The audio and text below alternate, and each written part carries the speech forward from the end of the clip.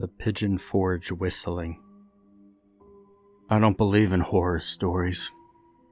15 years ago, my father disappeared inside the Tennessee woods to never be seen again. Search parties were conducted. A 30-minute podcast on unexplained disappearances aired. And a year of police investigations resulted in more questions and no trace of my father. He was simply gone. The locals and ghost story enthusiasts alike banded together to claim it was some folkloric legend that took my father. Tourists who go into the mountains, they would say. They don't come back, you know? It's the whistling. Whatever you do, if you hear it, don't whistle back. I didn't believe a word of it. To the rest of the world, my father's disappearance was a tragic, unsolved mystery. News outlets painted him as a devoted father and adored husband.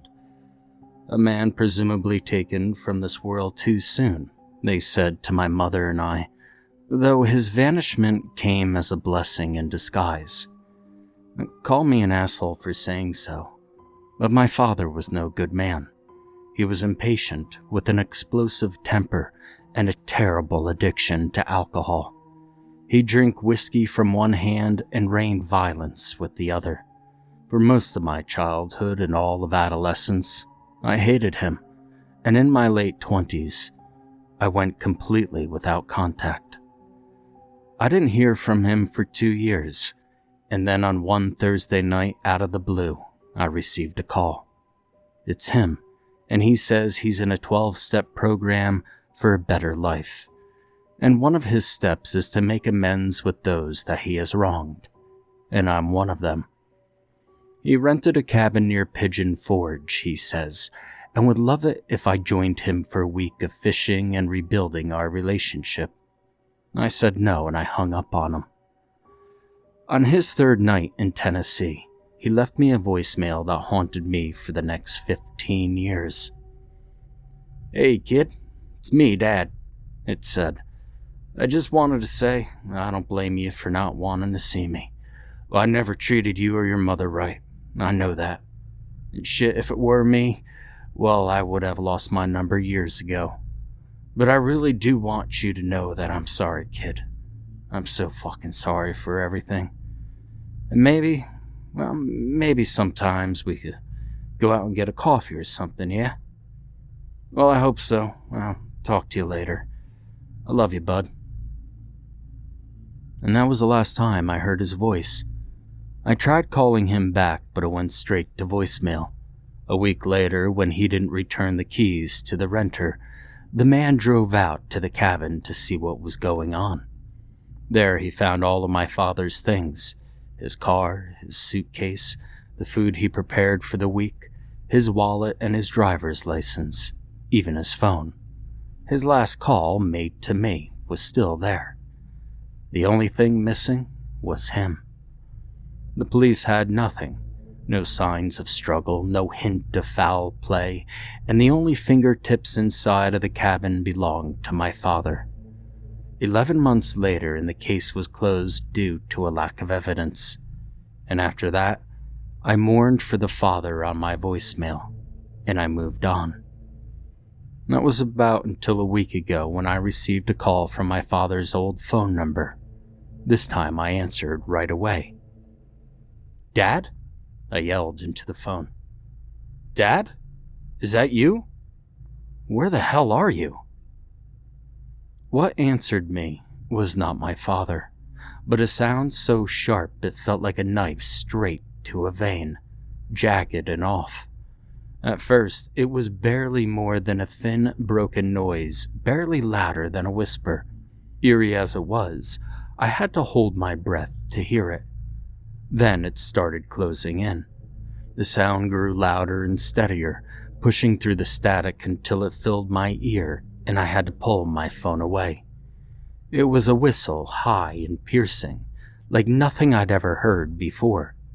My chest tightened as it climbed in volume, each second worse than the last.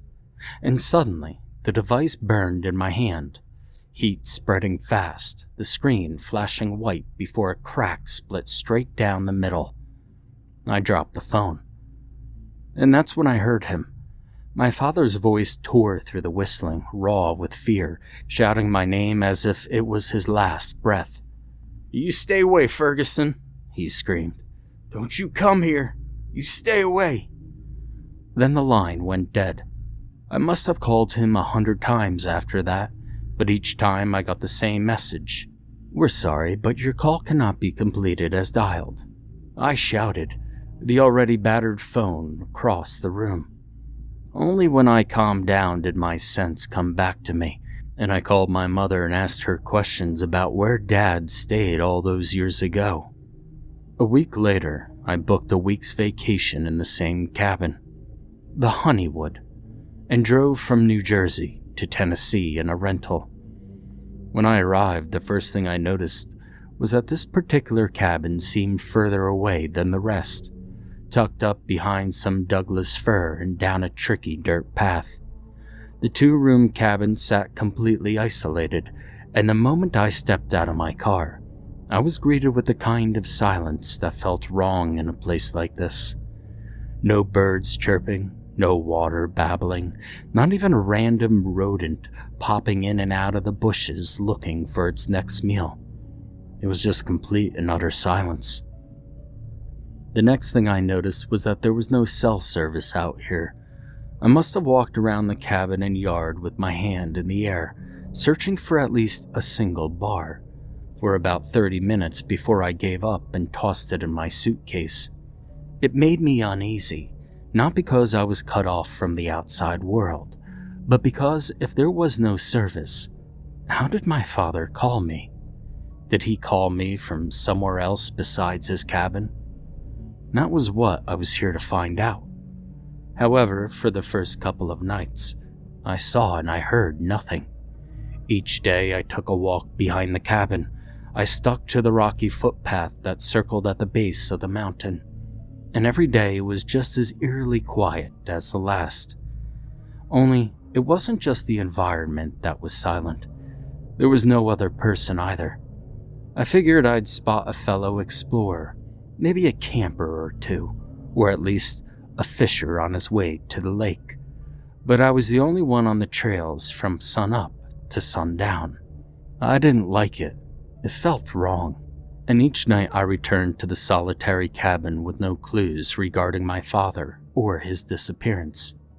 Besides the lack of noise, nothing was out of the ordinary, and I grew more and more discouraged. Then, on that third night, I received a call. My phone's ringtone bleared loudly from the confines of my suitcase. The caller ID showed that it was my father.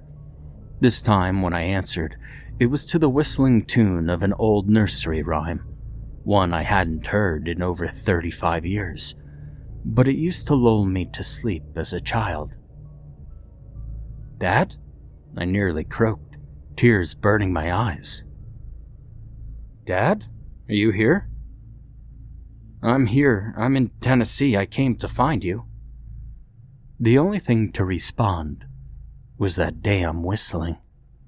"Hey, Dad? Dad, do you hear me? Hey, stop with the fucking whistling and answer me, damn it." It didn't stop, though. I shouted into the phone until my throat grew painfully raw from the strain, and even then, when my voice cracked and no more sound came out, that whistling continued. I was frustrated, exhausted, and at my wit's end, and that stupid nursery rhyme never stopped. I don't know why I did it. Desperation, perhaps. If I answered his whistle with a whistle, would he finally answer me? So fuck it, I said to no one but myself, and I whistled back into the phone. And as soon as I did, the line went dead. I stared at my phone, waiting for it to light back up. My heart was pounding so hard I could feel it up in my throat, and after a few seconds of glaring, I tried to turn the phone on, but the screen stayed black. And with the corner of my eye, I caught movement outside. It was just a small shift beyond the cabin door, and yet I still froze, every muscle locking up. Whatever was out there had not been there a second ago. I was certain of it. Then another sound followed, footsteps that moved along the porch until a shadow passed behind the curtain of the living room window. I'd never felt so scared in my life. Even from the middle of the cabin where I stood, I could tell that the shadow was not my father's. It was too tall. Its body was hunched forward in an unnatural posture. It was way too thin and waifish to be a human. And it had these fingers that looked like tiny twigs. My ears were starting to ring just then, and from the other side of the window came a low, unsteady whistle. I didn't move. I couldn't. My body locked into place. Every hair on my neck stood on alert, and my hand shook at my side. It wasn't loud, the whistling. It didn't need to be. It filled the cabin anyway, and I stayed where I was until I heard his voice. "Ferguson?" My father rasped, his voice haunting. "Ferguson? Please open the door." "It's me. Dad." I didn't move an inch. "Ferguson?" A knock so loud against the wooden door had me damn close to jumping out of my own skin and out of the cabin window. "Ferguson? Open up. Now you let me in, son." "No," I screamed. This time, when he spoke, it was a broken, needful sound, one that pained my already bruised heart. "Please, son. Please. I'm hurt. I need your help. Please." I clapped my hands over my ears to drown out the pounding at the door and the pathetic screaming of my father. I clamped my eyes shut, as if I could imagine the terror away. And then, as quickly as it began, the noise completely stopped. Cut from the earth like it had never been there at all, the noise was replaced with a heavy silence. And as I stood there for longer than normal, I slowly opened my eyes and lowered my hands. There was no shadow in the window and no presence on the other side of the door. I was alone. I moved to the front of the cabin and I cracked open the door. "Dad?" I croaked out. "Is that really you? Sorry I didn't answer your call, Dad. I was just so fucking angry. I really can't see you if you're out here, and I didn't want to forgive you. Please." Tears fell from my eyes as I sobbed into the empty night. "Come on, come back. I'll forgive you if you just come back. Dad?" The only thing to answer me was a tiny song, soft like the notes of the wind and sweet like a spring morning. A lullaby just like the one my father whistled to me as a small child, nestled in his arms. I opened the door wider. "It's me, son," my father whispered. "I'm here." I stepped out onto the porch, and something moved just beyond the edge of the light. Its skin caught the glow of the light for a second, pale and stretched tight.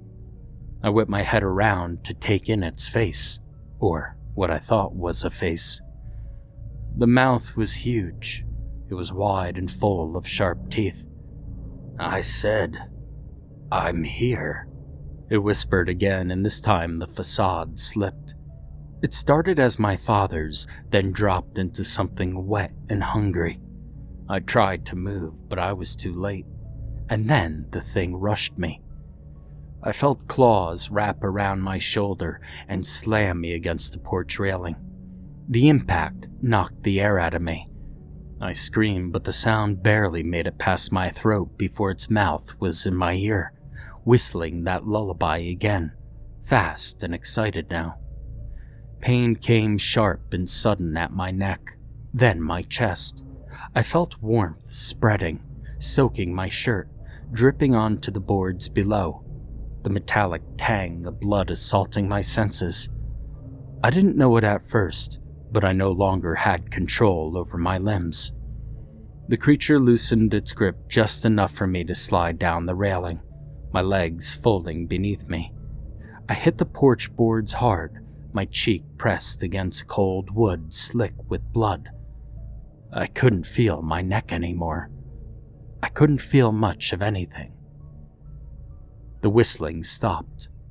A shadow loomed over me, and behind it, the trees moved. Branches bent inward and shadows stacked on top of shadows.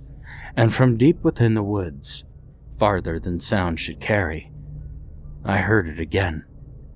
It wasn't just one whistle, but many, answering back. The creature leaned closer, its breath hot against my ear. "Don't worry, son," it whispered. "You won't be alone for long." Then the cabin doors slammed shut behind me, and everything went dark. I woke up a week later in a hospital bed. The cabin's owner had left me a note saying that I must have slipped on the cabin step while it was wet and was knocked out, and when I felt better, to come get my stuff at his house. But that doesn't explain the whistling that is constantly in my head now.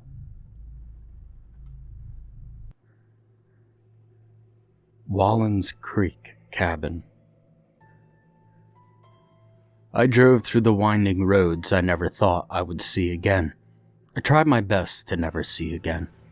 The memories the road brought back were the same ones I had run from over 10 years ago, and the memories I had tried to drown with every drink and pill I could get my hands on.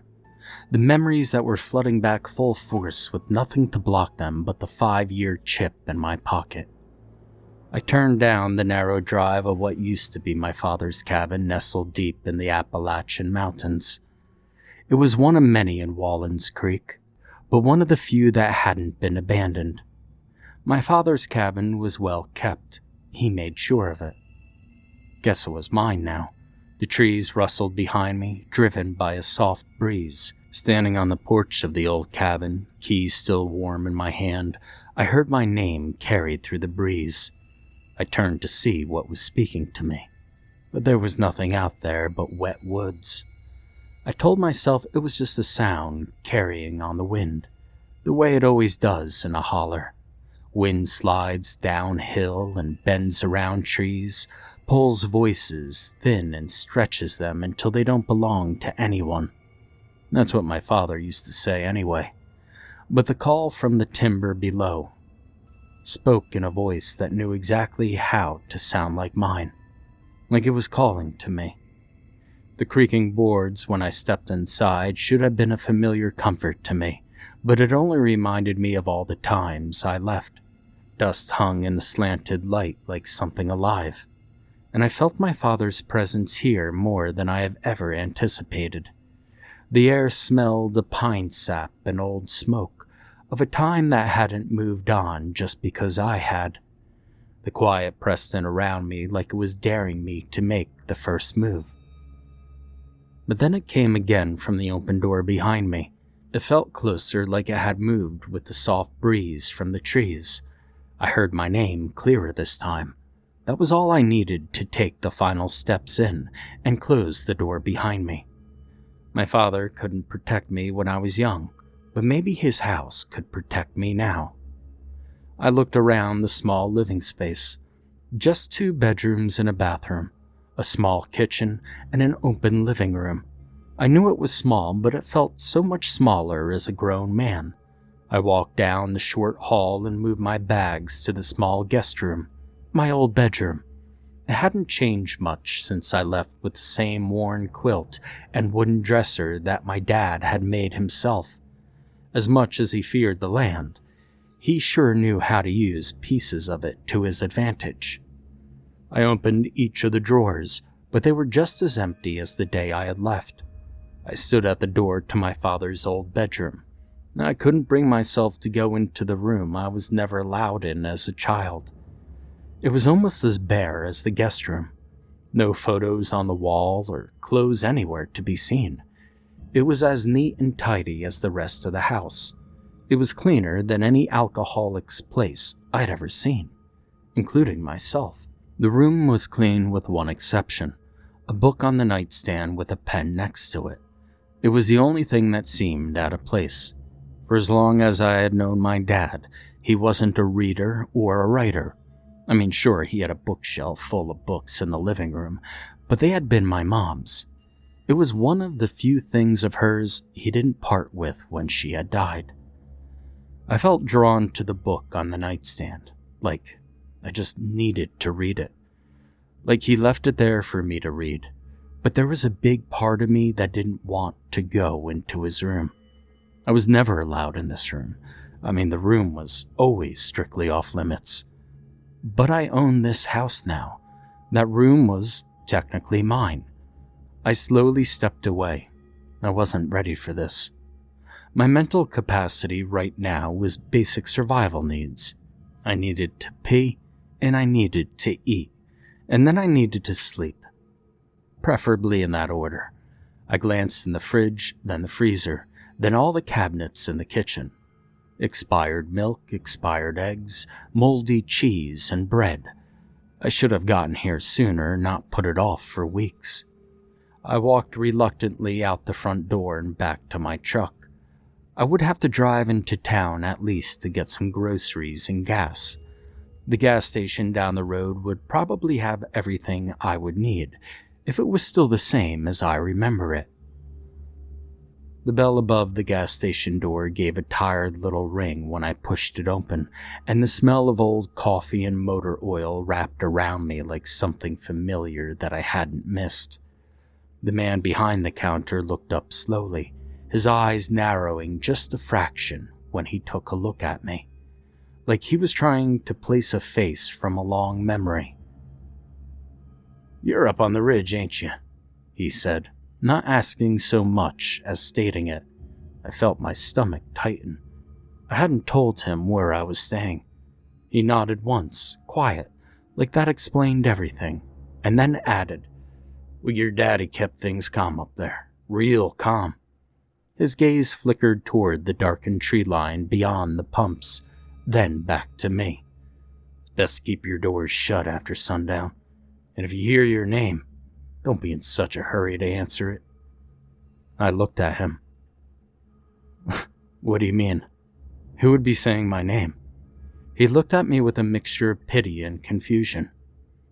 "Oh, son, your daddy never told you?" "Told me what?" I was starting to feel a little frantic because of the unanswered questions. "Well, I don't know. It wasn't for me to know. All I know is you could tell when your daddy got here, and you could tell as soon as he left." I slowly grabbed the few items I needed while speaking with him and placed them on the counter. What changed? At this point, I wasn't sure I wanted to know the answer. "Well, the mountains, for one. They're restless. Bothers the tourists and the townsfolk alike. They can hear them. And the ones that give in to the sounds, well, they go out into the woods and they go missing. And then they come back a little different. Like the mountains and the woods took something from them." Took something. You're saying these people went out into the woods and the mountains and the forest took something from them. Now look, that's all I know. Well, I wish your daddy had told you more. I wish he had told you how to settle them. But we're all holding out hope for you coming around here." He looked so disappointed at my lack of knowledge. "I'm sorry, I wish there was something more I could do. I'm just planning on staying there long enough to get situated to sell it." I genuinely did feel bad, but I had no idea what this old man was talking about. I walked out of there, wanting to head back to the city now more than ever. I drove home and walked quickly from my truck to the cabin, hearing my name clear this time, like it was chasing me back to the front door. I needed to read whatever was in the book on my father's nightstand. I reluctantly went into his room, grabbed the book, and walked quickly back out. I took it to the small sofa in the living room. I flipped the book open just enough to see my father's handwriting. Tight and careful, like every letter cost him something. The page was dated, the ink faded from being read too many times. Wind came up from the east tonight. It was calling to me stronger than before. I know better than to answer it, but hell, that pull was so strong. I held, and the cabin held, always does if I do my part and walk the trail. I don't know what it wants, but I feel like it takes a part of me every day. I know Junior could probably feel it too, and I need him to get out of here. But it's too late for me. My chest tightened as I read it, the words feeling less like a warning and more like a confession. Like he had been standing between something ancient and the rest of us for longer than I ever understood. There was so much about my father I didn't know. What exactly had I inherited? Did he even want me to come back here? I flipped to the next page and saw a hand-drawn map of the trail. Like he couldn't afford to forget it. Maybe I could help like the gas station attendant had suggested after all. I took the book with me as I set out for the shed behind the cabin. I flipped through the book to find the trail entrance. It suddenly dawned on me that maybe I should read the rest of the journal before following the trail. I would do it when I went back, I assured myself. The trail my dad had worn into the trees and ground was still there, narrow and pressing low like the ground remembered the shape of his steps. I followed it deeper, my boots sinking into the damp leaves and soft earth, and with every yard I felt heavier, like the air itself was thickening around my lungs. It wasn't the climb that stole my breath. Well, not really. It was something quieter, something reaching into me and pulling slow and steady, the way a river takes soil from its banks without ever looking rushed. My limbs ached with an exhaustion that didn't belong in my body, a hollowed-out kind of exhaustion that made my thoughts lag and my heart thump dull and distant. The mountains weren't chasing me. It was drinking from me. And I could feel it, not as pain, but as absence, like pieces of myself were being borrowed and not entirely returned. I turned back toward the cabin, but my feet dragged like they didn't believe me, like they'd already been promised to something deeper in the woods. Each step felt heavier than the one before it, as an unseen hand had found the center of my back and was testing how hard it needed to push or pull. The trees leaned closer, their shadows stretching long and thin across the trail, and I had the sudden terrible certainty that if I stopped moving, even for a breath, I probably wouldn't be able to start again. The mountain wasn't loud or violent in its wanting. It was patient and confident. It was tugging at me the way memory tugs at a man who swears he's moved on, sure that sooner or later I'd turn around and give it the rest of myself. I got back to the cabin feeling like a fraction of my old self. I hurriedly opened the journal to read more. I recognized my name at the top of the page, written heavier than the rest, like his hand had shaken when he set it down. To my son, if you should return, don't you go into them trees without the house behind you. Don't step past the line unless you know how to come back. Carry salt. Carry fire. Know where your door is at all times. The woods ain't cruel, but they're hungry in a way that don't feel like hunger. They take what you don't mean to give. Your strength, your memories, your will to turn around. It'll feel like tiredness at first, like you're just worn out or maybe thinking too hard. And that's how it gets in.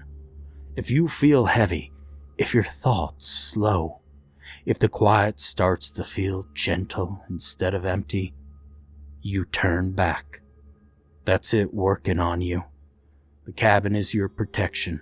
Hell, that's your line in the dirt. Cross it only to return, never to wander. And don't you ever answer your name out there. If it learns, you'll answer. It won't stop calling for you, and it won't let you pretend you didn't hear it. I flipped to the final page of the journal. Son, I hope you never read this. Hell, I hope you never have to experience what I did. But if you are, I'm sorry.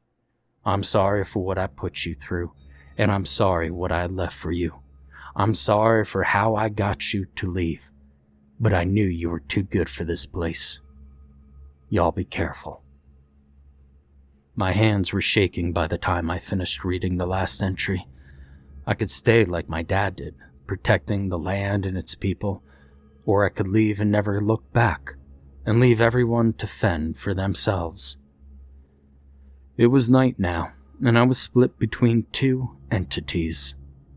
One of me sat inside the cabin, breathing slow and steady, trying to remember how to be solid, and the other stood out there in the trees, in the wind, in the hollow dark, where the mountain felt deepest. I called my own name and watched myself at the window lift his head. Confusion tightened his face. The sound didn't feel like sound anymore. It felt like a thread pulled tight between us. I understand then that leaving had never been whole. Part of me had stayed rooted in this soil, learning its patience. I could walk away again if I wanted, but I would never be complete doing it. Not all of me could leave, not when the mountain already knew how to hold my shape.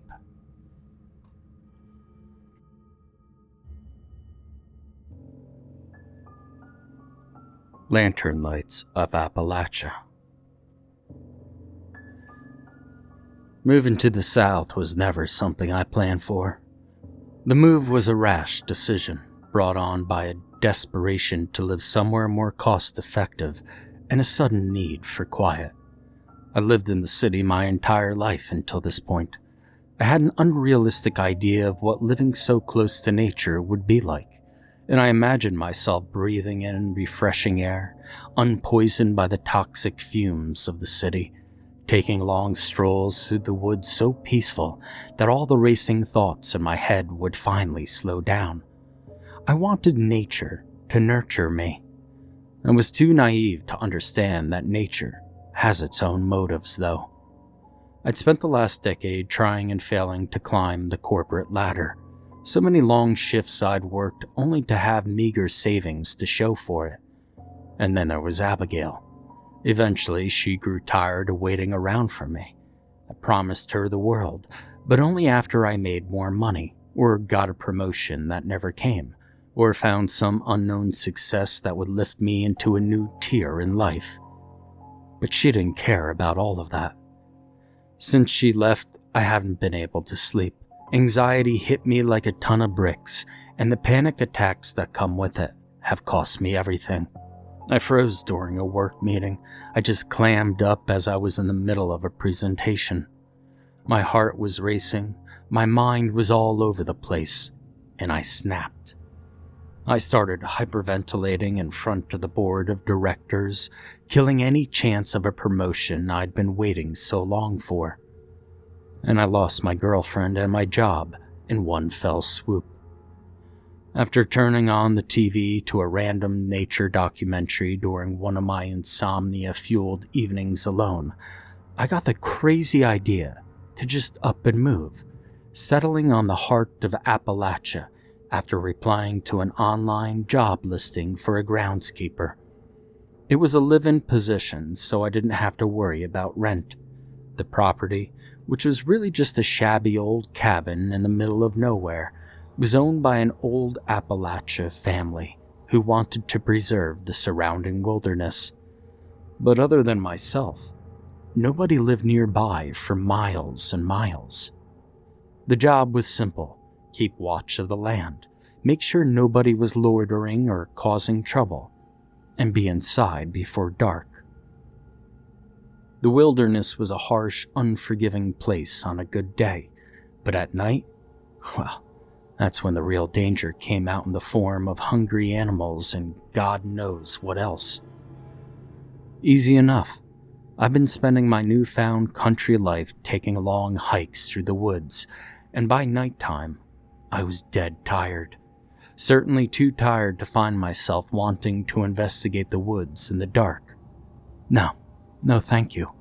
And so tired that this particular day I ended up sleeping in much later than usual. I had no real obligation to be up earlier, other than it had been a part of my routine for my whole career.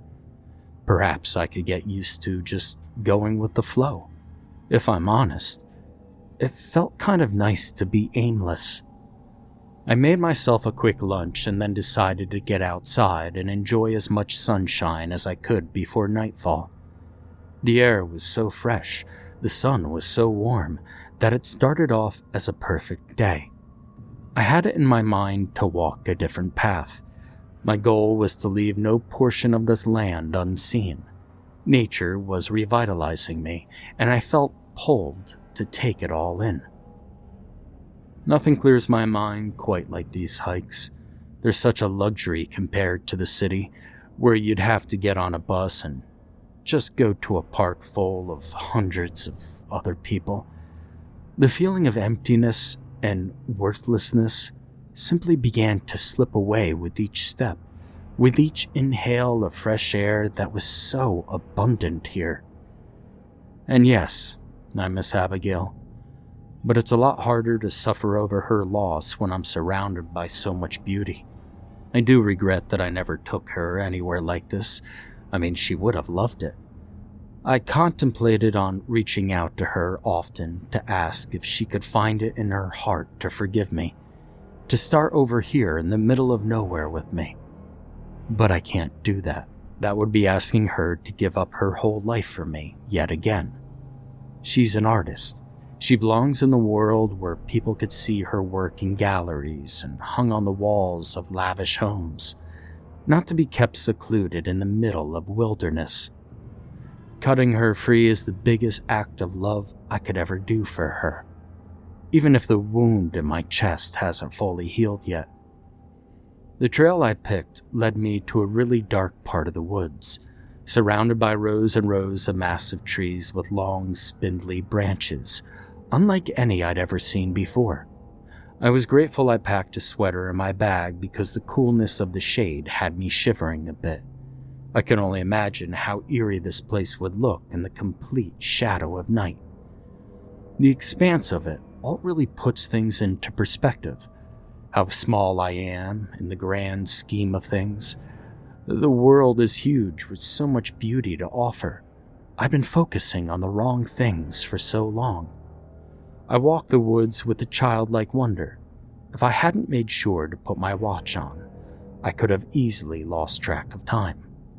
After a while, I begrudgingly made the decision that I should probably turn back. I had a late start to the day and knew that I need to get inside before nightfall. As I turned to leave, I heard a rustling from the trees behind me. Excited at the prospect of seeing a rare bird or even a deer, I looked back quickly to see what was coming my way. I guess my survival instincts weren't great, but apart from the occasional rat found terrorizing subway commuters, animals were only something I found in the zoo where I'm from. The rustling stopped as abruptly as it started, and everything went dead quiet. Strange. I decided to head forward just for a few minutes. My watch said it was 3:45, and I should have plenty of time to investigate a little further before officially heading back. I walked as quietly as possible towards the direction of the sound, hoping whatever creature was lurking in the leaves wouldn't hear me and run off. I was sad to discover that nothing was there once I crept closer, not even a bird in a tree. I decided to take a quick break, sitting amongst the heavy copse of trees in case whatever had been there had come back. I pulled my water bottle from my backpack as quietly as I could manage and found a seat on the cool ground. It only took a few short minutes before I heard the rustle again, this time from even deeper into the lush woods behind me. Slowly, I turned my head around to see what was there. But I didn't find a creature. No, I found something else. The billowing silk of a white dress, moving slowly through the leaves. A soft glow of light beamed through the darkness. "Hello?" I called out to her. No answer. The light went out and she was gone, leaving me alone in the forest again. A chill went through me as I remembered the whole reason I was here. My job was to protect this land, to ensure no unwelcome visitors caused any trouble. And in my mind, I couldn't just let this woman wander around. "Excuse me, ma'am.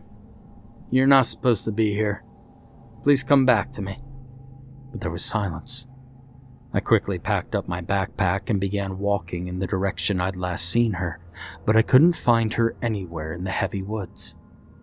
I wandered for another half an hour or so, calling out to her to let her know she wouldn't be in any trouble if she just came back out of the woods with me and left the property. I knew it was getting dangerously close to nightfall, but I was obligated to find her. I caught another glimpse of light pouring through the trees before realizing what I was looking at. A lantern, and holding it was a woman in a long gown. As she revealed herself to me, my words came crashing down. "Abigail? How? How could she be here?" I stood frozen in my shock and disbelief as she looked directly at me, holding the lantern out into the darkness, lighting up the features of her beautiful face that I had missed so much. She nodded in acknowledgement as I cried out for her before slowly turning and walking deeper into the sprawling woods. At this point, I ran as quickly as my feet could take me towards her direction, struggling to breathe as she kept coming in and out of focus. Why wouldn't she answer me? "Abigail? Hey, please come back." As she went deeper into the woods, I completely lost sight of her again. I was desperate. Everything in me should have realized how insane this was, but I was blinded by my need to speak with her again. If only she would just slow down and let me catch up. The reasonable version of myself would never follow someone this deep into the woods, especially knowing the rules of this job. I wasn't supposed to be out here. The sun had long since set, but I didn't care. I continued my trek through the vast darkness in desperation to get another glimpse of her. Since I hadn't been planning to be out after dark, I didn't think to bring a flashlight. Through the darkness, I heard a howl so shrill, it almost could have been a woman laughing. Whatever creatures were out here were dangerous, and I knew it. Reality started to creep in, that I should never have followed my delusions this far. I didn't see Abigail. Of course I didn't. The grief was seeping into my day-to-day, and I was so distracted by my new surroundings that I didn't notice how much pain I was really in. So much so that I created a false hope in my head, and I ran with it. My better instincts told me I should turn back. But back to where? I was impossibly lost in the woods. I couldn't see my hand in front of my face, and a deep chill was starting to set in. My lightweight sweater was no longer sufficient to keep me warm, and I became worried about how I'd get through the night. And then, there it was. A bright light beckoning me through the trees, and holding the light was Abigail. No longer in a white gown, but just as I remember her, in her favorite blue t-shirt and jeans. My Abigail. "Evan?" Her voice was a soft whisper, but a clear message. She wanted me to keep following her, and that is when I realized I would follow her anywhere. All fear slipped away as I ran towards her in the dark. The glow of her lantern illuminated my face as I got closer, and then she turned again, looking back over her shoulder to make sure I was still following. We walked for what felt like miles. Wolves howled in the distance. Owls hooted. But all I could hear was the way she had whispered my name. She finally stopped walking deeper into the woods, giving me a chance to catch up to her. She was standing at the entrance of a cave. The onyx opening surrounded her as the lantern in her hand called me closer. She turned as I came close, entering the cave. I did not question why she brought me here. I was only grateful to be reunited with her. The soft glow of the lantern wrapped its warm light around me as she extended it towards my face. I couldn't see her through the blinding glare. "Abigail?" "Evan," she whispered. "Come closer." The light's so bright I can't even see you," I said to her. And suddenly, the light went out completely. I felt her arms around me, bringing me into a cold embrace. She was so cold that I began to shiver. "Abigail, you're freezing. Here, take my sweater." But before I could take it off, the light turned back on softer than before, revealing that my arms were empty. Abigail wasn't there. Nobody was. And that was when I noticed the stench. The overpowering smell of death lingered heavily in the air. On the ground in front of me was a lantern, and next to it lay a corpse. A skeleton with mounds of rotting, twisted flesh hanging off of its bones, as if it had been ripped to shreds by someone or something. Its eyes were empty, nothing left but deep, dark sockets. The body had been here for so long, waiting for someone to find it. "Evan." The whisper came again from behind me as the lantern went dark again, and I screamed into the night, knowing nobody would hear me. Never go out at night, my employer had told me. I only wished that I had listened.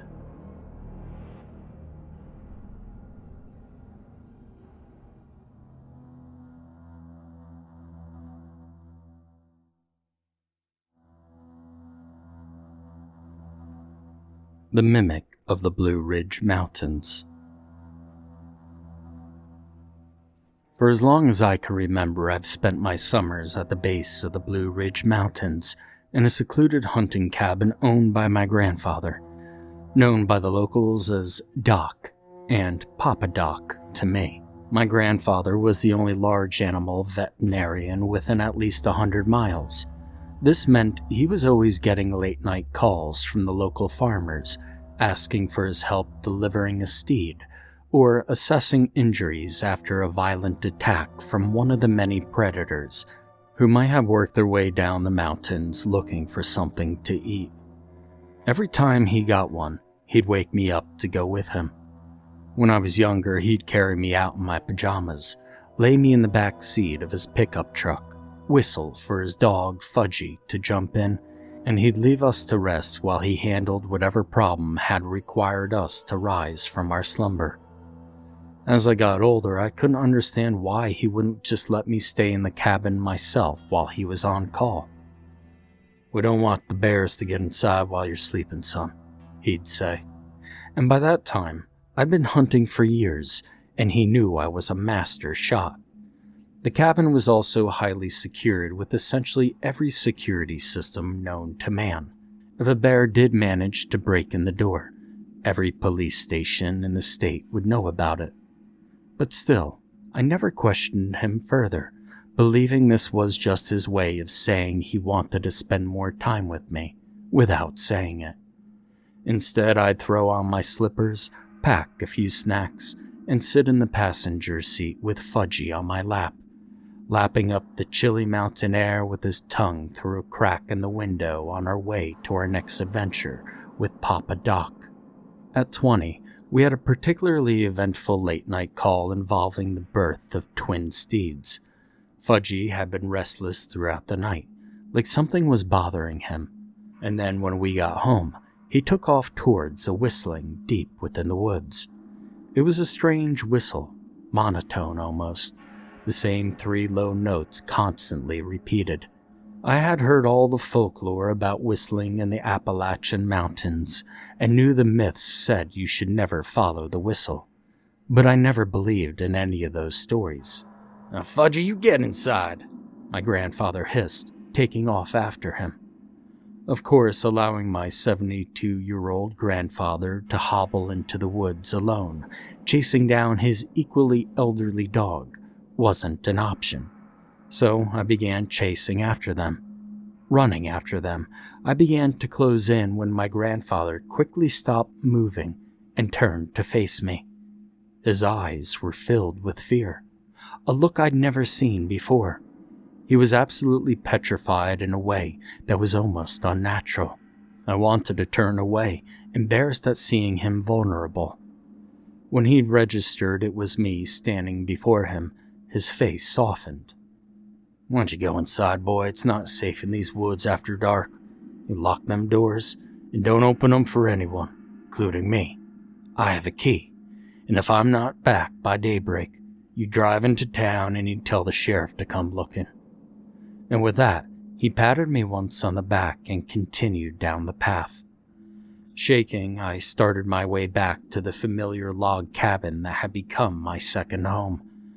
I used the spare key to let myself in and locked it behind me again, remembering my grandfather's instructions. Unsure of what to do next and still a little frazzled from the events of the evening, I turned on the kettle and settled into the couch to rewatch one of the many old westerns that were kept on VCR in the living room. It hadn't occurred to me until I was sinking into the cushion that I was utterly exhausted, and I felt my eyelids starting to droop into the couch with me. I was startled awake to a high-pitched whistle and took a moment to refamiliarize myself with my surroundings. "Oh, it's only the kettle," I thought, checking the clock above the mantel. 2:17 a.m. Less than 20 minutes had passed. "It's going to be a long night," I said as I poured a mug of steaming hot water and added a bag of chamomile to steep. For a while, everything carried on as usual. The kettle's whistle died down. The cowboys on TV got into shootouts on horseback, and the breeze outside caused all the typical sounds I'd grown accustomed to. The house even smelled like it was supposed to, old leather and sawdust. And around 3 in the morning, when the adrenaline had died down and the tea was taking effect, my resolve began to dwindle again. In an effort to stay awake while my grandfather and Fudgy were lost in the woods, I decided to get some fresh air. I turned off the movie, set my empty mug on the coffee table, and stood up, taking a couple of extra steps towards the front door. Without the TV on, I realized that the cabin was even quieter than usual. I couldn't hear the wind rustling the leaves or the crickets chirping. I was thinking about how it was almost too serene when I noticed it. The doorknob was turning. "Hey, Papa Doc?" I called out into the stale air. The only response was the doorknob shifting left and right. I froze then, unsure of what to do next. My grandfather had told me not to answer the door for anyone, but who could be at the door at 3 in the morning? We lived miles into the woods, and I hadn't heard a car approach. I was acting ridiculous. It had to be my grandfather. I took the remaining steps and closed the gap between myself and the front door with the shaking doorknob. Disregarding his instructions, I reached out to open the door, but when my hand grabbed the doorknob, I drew back in terror. The doorknob was ice cold, and a thin layer of ice had materialized seemingly out of nowhere. And then suddenly, I was transported back into my own memory in a summer many years before, when I was about 7 or 8. I had fallen asleep on the couch after dinner and awoke to a strange noise in the middle of the night. When I opened my eyes, I saw a dark figure outside the screen door, and the doorknob shifted left and right as though someone was trying to get in. I remember the air feeling cooler inside the cabin that night, so I threw a blanket over my head and trembled with fear until I drifted off to sleep. I never spoke of it again, willing myself to believe it wasn't a memory at all, but a dream. I do remember that shortly after, though, Papa Doc replaced the screen door with one that was wood, and he also installed extra locks. "Doctor?" came a voice from outside, cold and unnatural, almost inhuman. The voice was so low, I almost couldn't hear it. "Doc?" It called again, this time a demand. Still, I believe there must be some reasonable explanation. Perhaps someone from town had driven up and I missed the sound of an engine, or a through hiker was lost and in trouble, searching for a doctor. It was far-fetched, but more plausible than the alternative. I also couldn't figure out why none of the alarms were sounding. I glanced towards the hallway where the alarm panel glowed a steady, comforting green. Everything appeared to be normal. Papa Doc had installed it himself and had tested it obsessively. He had every type of sensor on the market. Whatever was outside didn't trigger it, and I was starting to believe it felt like it didn't need to.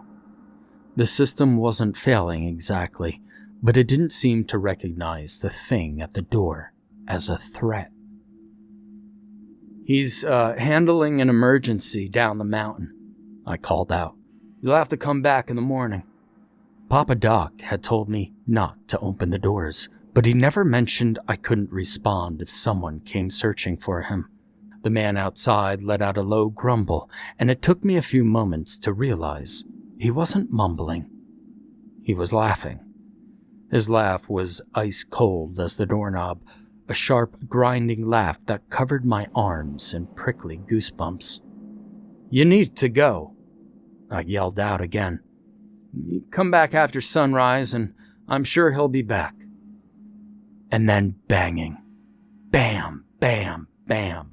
The man at the door began pounding so hard it made the wood shake and the door frame creak. "Doc?" it said in the same cadence my father always had upon introducing himself. And that's when it dawned on me.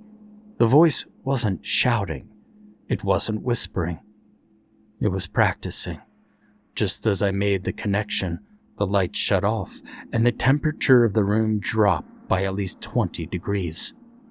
Absolutely scared shitless, I sprinted into the den where the hunting rifles were stored, and I opened the dresser drawer where I knew I could find the keys.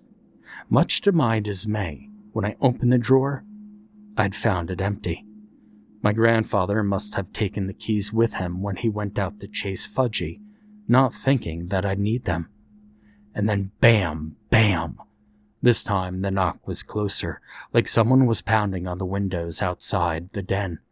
He was tracking me from outside the house. I couldn't understand how, but I knew I was being watched. In every room that I walked into, the knocking only got louder, and something told me to stay quiet and wait for daybreak. My grandfather's eyes, filled deep with fear, pushed me to hunker down instead of fighting back. The knocking continued with bouts of that deep, piercing, icy laugh, calling for my grandfather to come to the door. And when the sky lightened and the sun neared the horizon, the knocking became impossible to ignore. The windows shook, and I had no idea how I'd escape. And then, out of the corner of my eye, I saw the moonlight shift patterns on the living room floor, as though someone were trying to enter.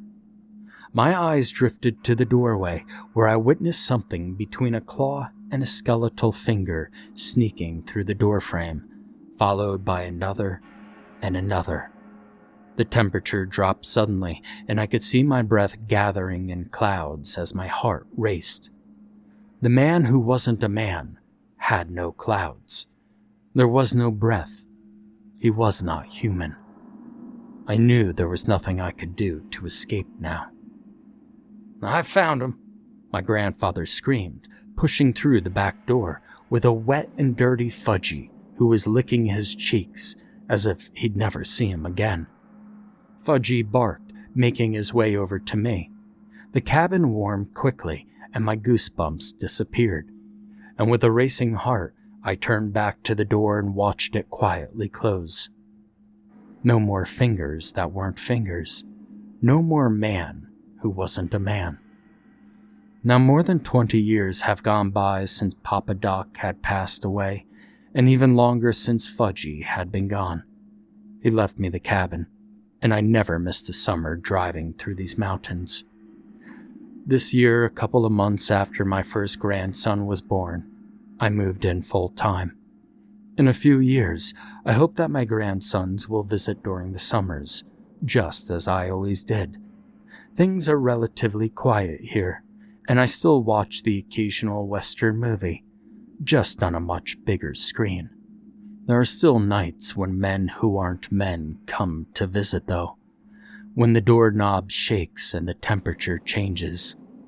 And on those nights, I turn off the lights, make myself a cup of chamomile, and I go straight to bed. You see, I've learned my lesson in responding to the creatures. I keep a spare cup of tea by my bed each night now, because when the cabin starts calling for me from the inside, I don't intend to answer anything ever again.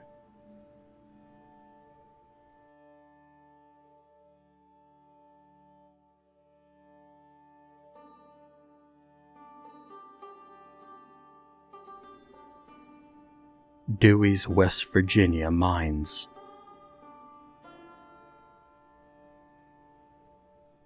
Name's Marshall Dewey. If you find this file, well, then I guess I'm dead. And pray you don't do nothing like I did, God willing. Mama told me never go down in that deep West Virginia coal mine. Said I'd get lost, get found by devils and dragged to Hades. Said coal was my firstborn brother's duty, like our daddy and his daddy and on. Problem was that Black Lung finally got daddy last New Year's, and then big brother Hank got blowed up in the mine with the rest of his crew. Means I got to start digging at the next hole over to support the family. Just like any old sob story you got coming out of these hills and hollers. Gave me a way to figure out how to access the disaster site elevator while I was off duty, once all the police and fire and search and rescue and such cleared out. Mama said everything gotten turned to ash, but I ain't believe her. I knew Hank. I knew he gotta be somewhere down in that mine, just stuck under some rock, or maybe playing a prank on all of us. Anyhow, I know he ain't just some ash in a jar 6 feet under. He was used to going way deeper than that. I just had to find him.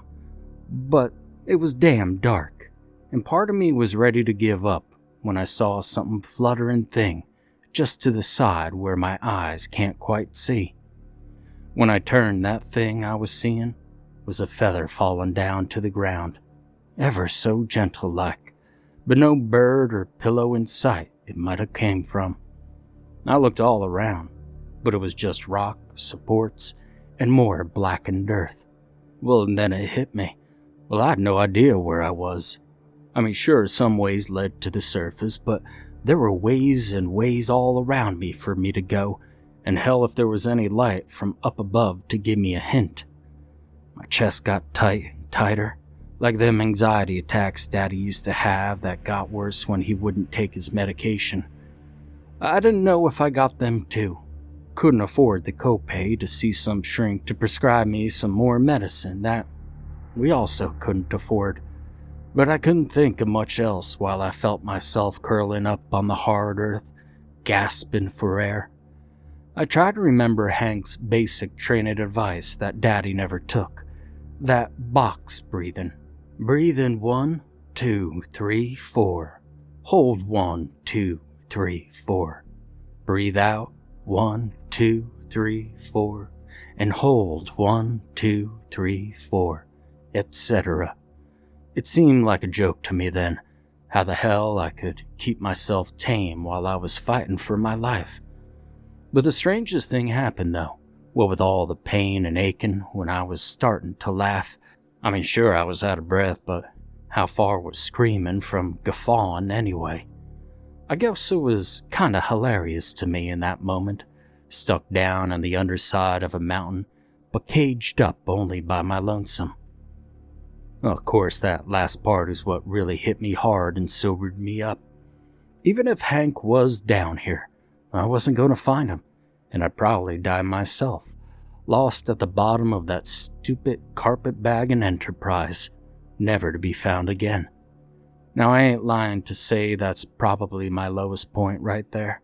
Way more than physically or even emotionally, cosmically, for God and everybody to abandon. Those final words were what got me beyond that moment, and when I rolled over to my feet, my knees brought me back to the ground so I could get control over my body and my racing thoughts and just be with the man upstairs. "God?" I asked stupidly. "God, if you there, it ain't really about my life no more. I ain't got much left to give, what now, with Daddy gone and no money left and no friends who haven't shipped out or sold their land out to the devil's hands. I ain't leaving this mine. I ain't got it left in me." I stopped to sob for a bit. But blah blah, you know that type of thing. But the next part, well, here's what made the difference. "God, Jesus, anybody. Please, someone, could you please come down here and just give me a shot, just one last shot at saving my brother? I mean, Lord knows Hank is always playing the better son and, well, the better man. He deserves to live, not me. Please, for fuck's sake, can't somebody just listen for once?" It was just then that I happened to lift my head and saw the fluttering again. But when I turned my eyes to chase the sight, they found something else, something more altogether. I was terrified, because I knew exactly what I was about to hear. "Do not be afraid," said the angel in a voice that boomed and whispered, rasped and comforted, that I swear on God I could hear through every bone in my body. Well, I tried to look at the angel, but it was so dark and too bright and too ugly and too beautiful, spitting out one of them new agey auras as was so strong it made my teeth ring in my mouth. Hell, it burned, maybe in some way that I remember Moses getting burnt in the Old Testament just for looking at God's back. It burned like something that did exist, but at the same time had no business being in the same world as me. I weren't no Moses, so I couldn't keep my eyes trained on it, or even much open, but it seared through like noon light all the same. The strangest thing, though, was the quietness inside my skull. The angel was patient. It waited until I'd overcome my fear, even if I hadn't mastered it, even until I found the courage to speak. "Angel?" I spoke with cracked vowels. Are you really an angel?" "Yes," it answered. "I'm a messenger of the Lord." Now I understood what it said, but it was like the words popped up in my head, not through my ears, and the last word came like thunder and 1,000 trumpets. "Can you hear me?" I asked, barely able to hear myself. "I've come to help you," it said. "I've heard your prayer. What do you require?" Or, at least, I think that's the word it used. It was kind of hard to understand it, what with all the earth-shattering noise and how it made me feel like my head was in a vice and my muscles were burning right through my skin. Well, I started. "I suppose just, I don't even give a fuck. Oh, I'm sorry, excuse my French. I don't even care if I make it out of here. The sensation was returning to something normal, or at least close, so I noticed that we weren't in a coal mine anymore. The fact is, I was kneeling in the grass, and the thing that should not be was right there in front of me, beyond knowing or understanding, without the mind of God and all of that shit. It was cold there, whatever parts of me weren't busy blazing from the presence of the angel thing. It was soft, though, under my scraped-up hands and knees, tender grass, like as could use a bit of cutting.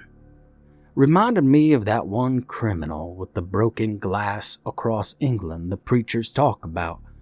I guess the going is easier when you're trying to do something selfish, but then I suppose my sin was up to God and his angel to judge, and they saw right to save me from dying in a hole.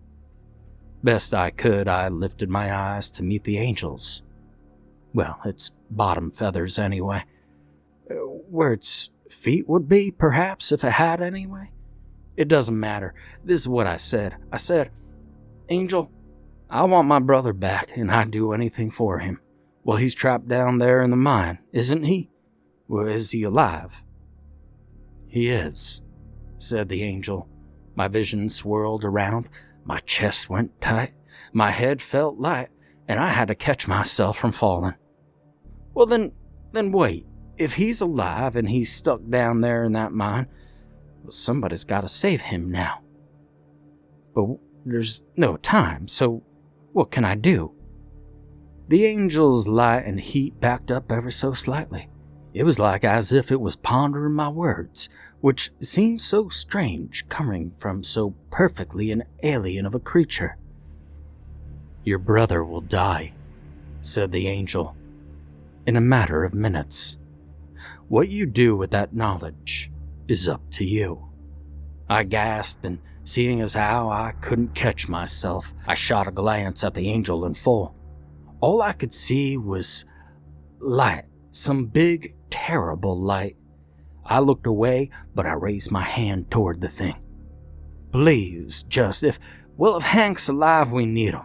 The family needs him to cut coal, bring it up out of that accursed shaft, make some money and pay all our bills, and maybe find a girl and get married someday so that his son could do the same.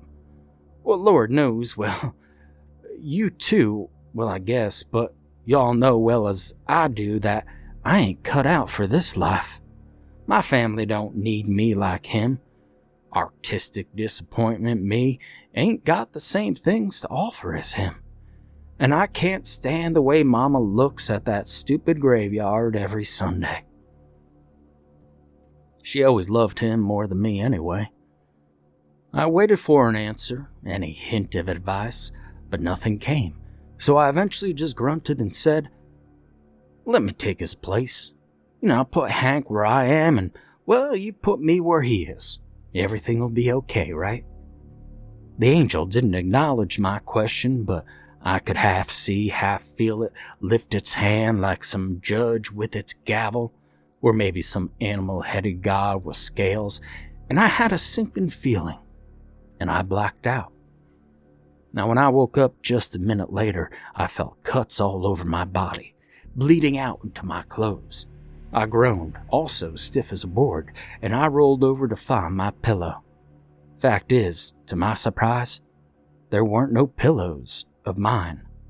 Too soft and too silky, stuck in place, below on both sides, and I started to struggle a bit. I felt sharp things, a whole bunch of sharp rounded objects. Terror took a hold of my soul, and I fished around to pull out my phone.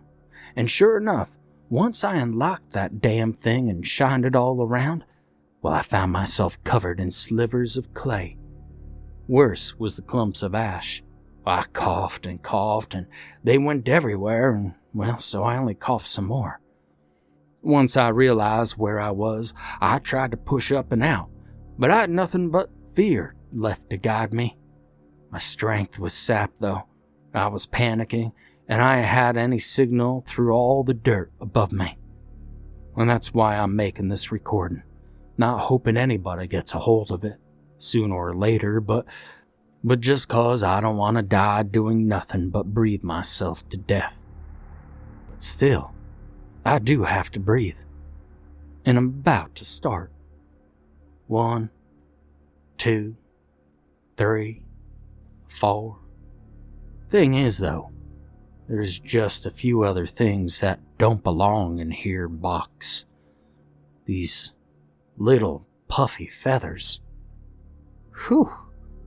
2, 3, 4. And while the air empties out of oxygen and I'm calmed down, I'm watching them slowly, mockingly catching fire from root to tip. Hold on. One by one they're going, and I swear I could hear the creature's voice a-pounding through every piece of the empty space above me. The box, the pillow, the dirt, and all. I should have known. Should have thought for one more second before I struck that deal. And 1, 2, 3, For, you see, not all angels is from the Lord.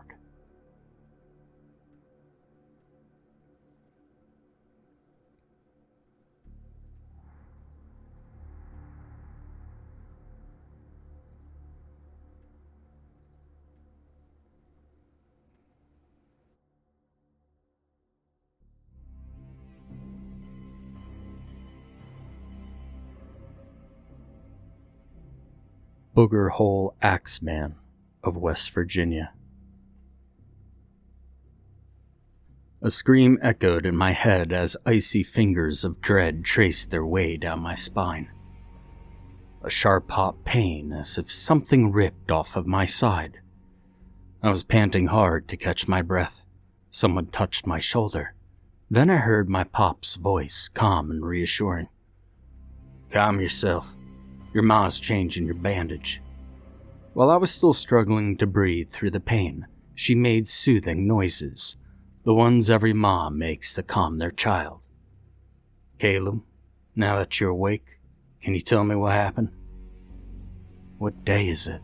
I croaked, my voice hoarse from the fitful rest that comes in short bursts when you're too scared to relax, but your body has to give in to rest. "It's Tuesday, son. Well, they found you on Sunday morn." "Tuesday?" Opening my eyes, I saw that I was in my own bed. A sharp stab of pain lanced my side when my arms wobbled. I tried and failed to sit up. Pa, his strong arm behind my back, raised me enough to take a sip of water, shaking his head. His face showed worry, and lines that I never noticed before were etched around his eyes.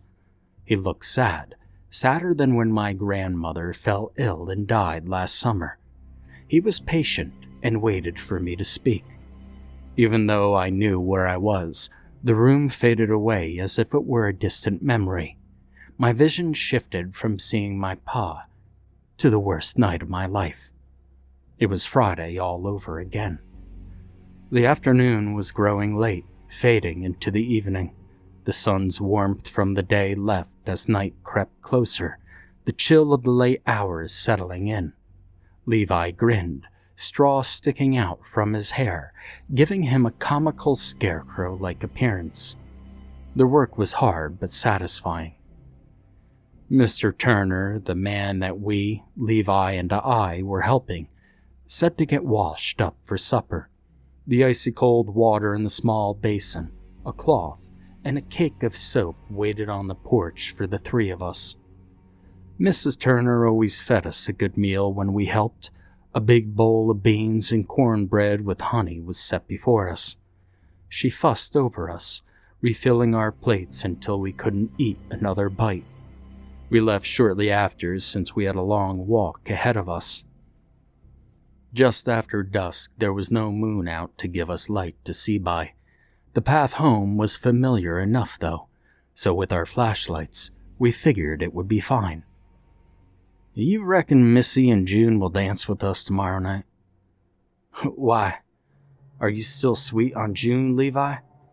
I thought you said you don't like the way she giggles when you talk to her." "Nah, I was just having fun. Besides, it ain't like you're not sweet on Missy." We talked a little more about the social tomorrow night, trying to ignore how dark it was. "Well, you think it'll freeze tonight?" I shivered, tugging my collar up, thankful for the hat keeping my head warm. Levi shrugged as he took a scarf from his pocket and tied it around his neck. Sounds echoed as we walked, the leaves crunching beneath our boots, an owl's hoot, and the wind whispering through the trees. I'd be lying if I said I didn't feel uneasy. My gut clenched as we looked at each other and nodded, and I kept thinking of the stories, whispers from folks round the country, about men who'd vanished in Booger Hole, never to be seen again. But I laughed it off because surely they were exaggerations. Nothing bad would happen to us on our walk home. Levi swung a small flashlight in his hand. The weak beam wavered over the uneven ground before us. "You think we'll make it home in one piece, Caleb? he asked, grinning. Well, it ain't far, I said. My voice was tight. We know the way, My own light joined his. The small beams of light bobbed up and down, casting narrow circles before us. Shadows stretched and twisted along trunks, roots, and boulders. And though we'd walked this hollow 100 times, tonight was too dark, too eerie. When a coyote howled in the distance, its cry made our walk seem scarier. Silence stretched between occasional glances at one another, shoulders hunched against the wind. The cold still found its way under my clothes. By the time we were roughly 2/3 of the way home, the forest seemed alive with something unseen. A twig snapped near Levi. He froze, the beam swinging, revealing nothing but the dense scrub and rocks. What in the hell was that? He asked. Bear, maybe, or else possums? At least I hope so, but I didn't say it. Another twig snapped. We started moving again, faster, almost running. I was a little ahead of him, just a couple strides when we heard it. Thwack! An axe struck out from a tree. It had barely missed Levi's head. We looked at each other shocked. He screamed then, sharp and high-pitched. His shock turned to horror. Caleb? I turned to look back. Blood spattered. He fell face turned to me, his eyes wide. His mouth was open, gurgling. Run. Silence swallowed him. His eyes stared at nothing. Before my feet started moving, pain lanced through my side. A knife went into me, sharp and hot. I bolted, headed deep into the shadowed hollow. No more light. I was running blind into the trees. Then the laughter began, close to my left. Then a hiss from my right. Where are you at, boy? My heart hammered, my lungs burned. I scrambled up a slope, my palms raw on the granite, legs tangled in roots and ferns. I could feel the blood running down my side, my shirt and coat slick with it. Shadows moved in impossible ways and shapes that weren't rocks or trees. They or it had a flashlight, perhaps mine or Levi's, perhaps their own. But my muscles wanted to seize up, but I forced them to move. Pressing tight against the boulder, I halted. My chest was heaving, all attention on sounds that weren't from nature. Another laugh from above echoed across the hollow. I jerked my head, trying to locate the sound. Another hiss came, soft and cruel, somewhere behind me. I put my face into the top of my coat to muffle my ragged breathing. I had to be still and quiet. The leaves whispered and the twigs snapped. They were getting closer. It was time for me to move. The ground was slick in places, making every step uncertain. I slipped down wet leaves, scraping on rocks. The forest seemed to lean in as if watching. I had no idea which way led to safety. If I could make it to morning, maybe they'd leave. Seconds passed, or maybe minutes. My limbs trembled, my muscles burned. Pain shot from my side with every breath. I dragged myself along a steep incline, head pounding and my vision swimming. Keep moving. Stay alive, I told myself. These two thoughts repeat over and over. For how long? Well, I haven't a clue. Then the fog crept in, moving along the ground like smoke from a slow fire. Every sound, the twigs snapping, the leaves rustling, the distant owl calls echoed off into the fog.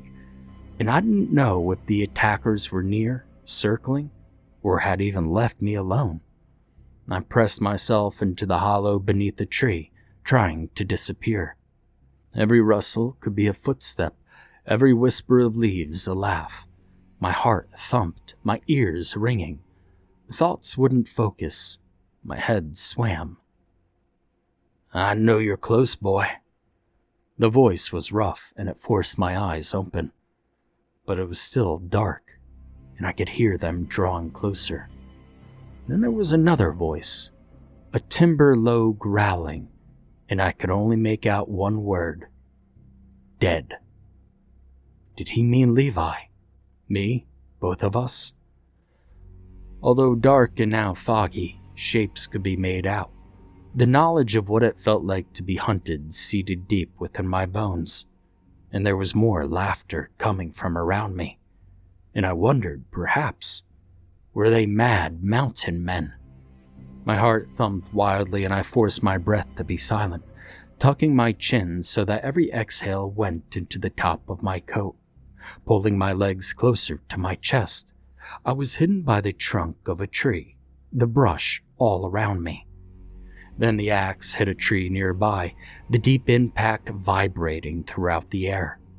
Thick legs and heavy work boots stomped past me as he moved to retreat it. He was only a few feet away. I made no sound.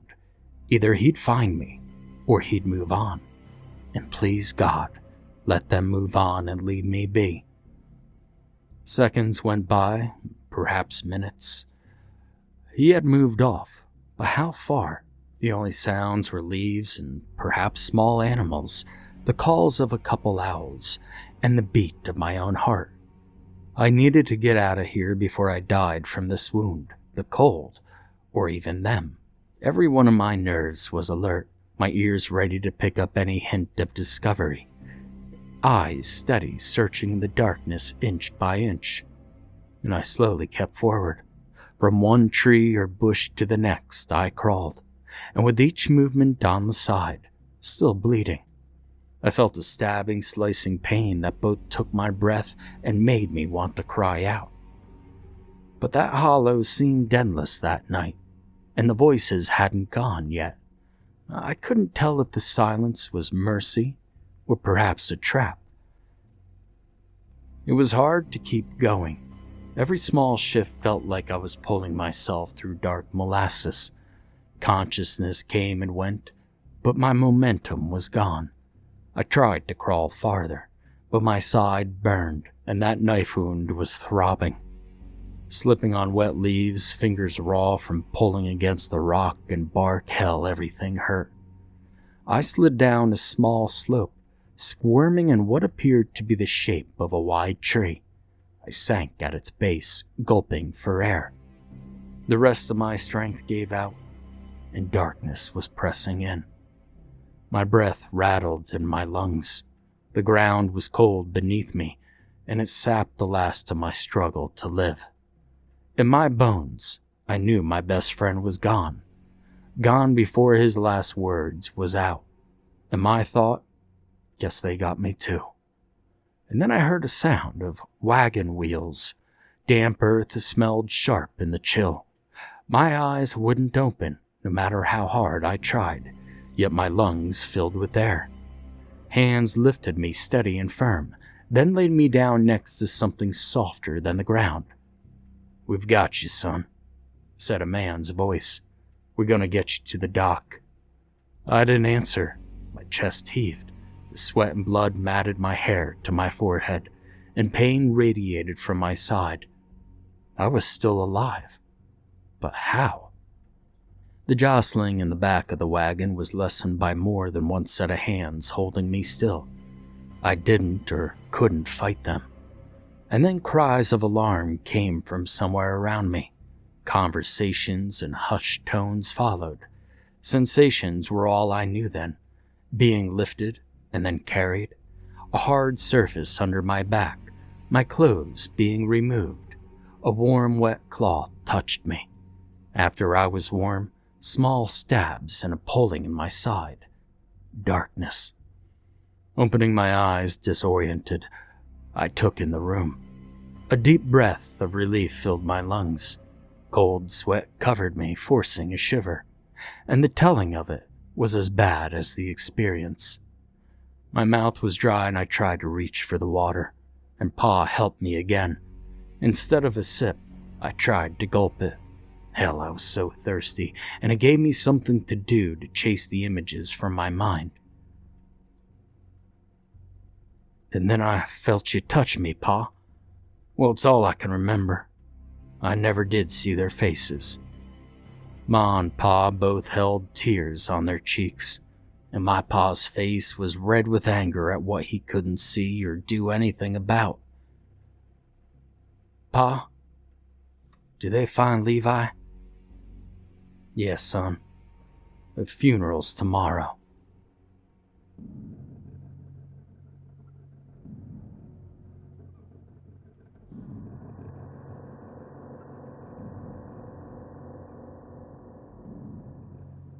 The Bell Witch Cave, Tennessee.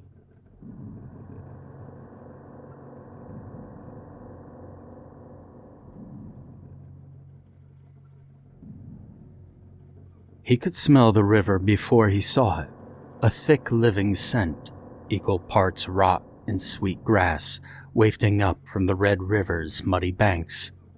The last rays of the Tennessee sun caught the water and set it on fire. But as Dale parked his battered Honda by the tree line, dusk swallowed the light. He was alone, or at least as alone as anyone could be on the old Bell farm, just outside of Adams, Tennessee. The cave didn't look like much from the outside, just a dark mouth yawning open in the limestone bluff, rimmed with moss and shadow. There was a sign, old and hand-painted, that read, Bell Witch Cave. Enter at your own risk. Dale stared at it, thumbed his phone for light, and told himself again, this was just for fun. He didn't believe in ghosts. Not really. Not even the Bell Witch, whose legend had haunted this place since the early 1800s. The story went that John Bell and his family were tormented by a spirit named Kate. She could speak, change her shape, and be everywhere at once. She had a special hatred for John and his daughter Betsy. People whispered that even Andrew Jackson, before he was president, had visited the farm and left in a hurry, spooked by some unseen voices and flying objects. After John's death, blamed on the witch herself, the activity faded, but locals said it never really ended. The cave, a 490-foot karst tunnel beneath the old Bell property, was supposed to be her last doorway. Dale ducked inside. The air was damp and cold, the rocks slick beneath his boots. His flashlight sent a weak beam ahead, illuminating walls that glistened with mineral sweat. He tried not to think about how many people had seen things in here. Strange animals, floating orbs or lights that moved against the dark like fish under ice. But the stories came anyway, unbidden. He pressed on, the tunnel narrowing, the silence deepening. His breath echoed louder than it should have, and a drip of water somewhere steady as a clock. He stopped, shivering for a moment. The temperature was off. It was July, but the cave seemed to swallow warmth. Then ahead he saw it, a faint glow, bluish-white, hovering a foot above the ground. Dale's heart hammered in his chest. He blinked, thinking it was just his flashlight bouncing off a wet stone, but the light moved. It bobbed along the tunnel, leading deeper into the earth. He followed, keeping his distance, and the glow brightened, splitting into 2, then 3 floating orbs. Each one pulsed in time with the other, like a slow heartbeat. They lit the cave in cold, shifting patterns, throwing a shadow up against the walls. He tried to speak, to call out. Maybe there was someone else ahead, playing tricks on him, but his voice died in the thick silence. The orbs drifted toward a side chamber. It was a hollow gouged into the limestone. Dale hesitated, the sweat prickling his scalp. The temperature dropped again, and his breath fogged in front of him. The lights hovered, then spun in a lazy circle. He heard a voice that was low and whispering, but the words he couldn't quite comprehend. It sounded like a woman, angry and amused all at once. He then tried fumbling with his phone, tried to get a few pictures, but the screen flickered and went dead. The lights brightened, bathing the chamber in an unnatural blue. Dale saw something else as well. A figure barely more than a shadow that was tall and thin and bent at the shoulders. It stood just beyond the orbs, its face lost in the darkness. He stepped back, his heart racing. The figure moved closer, gliding instead of walking. He remembered the stories then, how the witch sometimes showed herself as a dog, sometimes as a smoky shape, always shifting and always watching. "Go," the voice hissed, clear now. "Not for you." Dale turned and ran, nearly slipping on the wet stone, and the lights chased him, darting along the tunnel faster and faster. His flashlight sputtered, casting wild shadows.